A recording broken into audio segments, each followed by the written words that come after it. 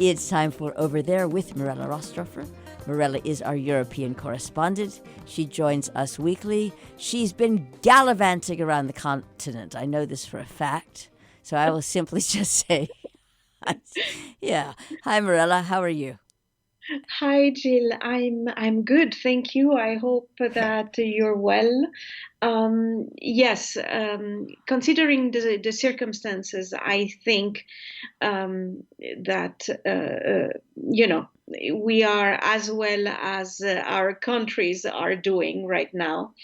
But today I wanted to drift a little bit away from the pandemic subject and talk about something that really impressed me this week, and that would be the Mosaic expedition. I don't know if you heard about it, Jill, or probably our listeners did, some of them.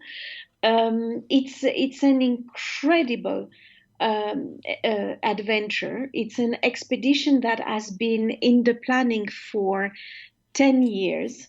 And Mosaic actually stand for Multidisciplinary Drifting Observatory for the Study of Arctic Climate. So it's basically a polar expedition that began a year ago. And why I'm talking about this today, it's because they just came back.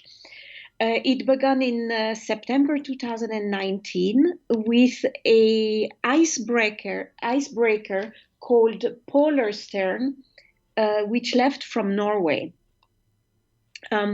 So they went a year through the Arctic Ocean in order to collect data on the ice, on the climate changes, on everything that we need to know these days. So it's basically a research to understand global warming better. It's going to take years before all of these findings are evaluated, but it is an incredible expedition that has been involving 20 different countries, including the United States. They spent a full year in polar winter, which also means basically that it's night, it's dark. The sun never really rises above the horizon.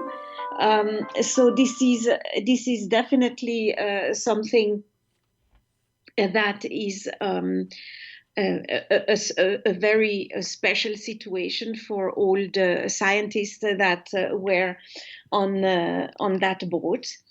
So it's a German initiative. They had at least 3 research aircraft to be deployed, and they had a network of stations around the ship. And they had also the help of 4 icebreakers from Russia, from China, from Sweden, that were planned to resupply with fuel, as well as also exchanging personnel, exchanging basically the people that were on that boat. So I think it's I mean, I could only say if anybody that is listening is interested in this kind of amazing expeditions, it's worth going on their website, because one could really see also the plan, the map, sorry, of how things were installed and the different research that they were doing. And it's just an incredible constructive thing to do, even though it is for climate changes and it is for a process that is basically more destructive than constructive. But the fact that so many people have been able to get together and do this research in order to basically better understand what is going on on our planet, I think is just something to admire.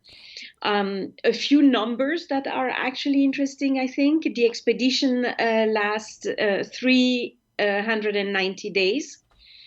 For 60 to 90 days, about the polar stern has been as close as 200 kilometers to the geographic North Pole, which is also a very interesting thing to imagine, basically. And they even had people that were there as polar bear watch, in order to keep the safety of all the researchers. So it was definitely an expedition that was very close to the kind of adventures that I think one imagine, especially as a young person in the childhood. And at this point, I think it is as interesting for children than it is to adults.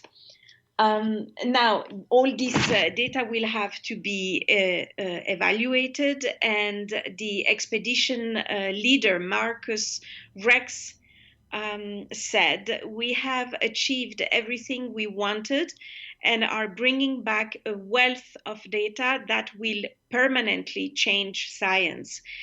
So I think in any case, not only it was interesting for them to do it and to see all of this, but it is also interesting for basically the future of science.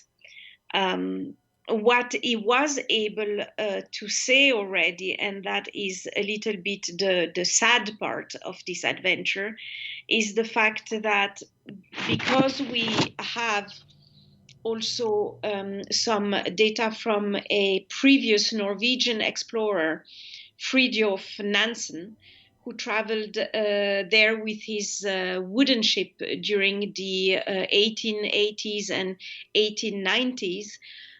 We do know already that temperatures are definitely warmer. This is absolutely correct.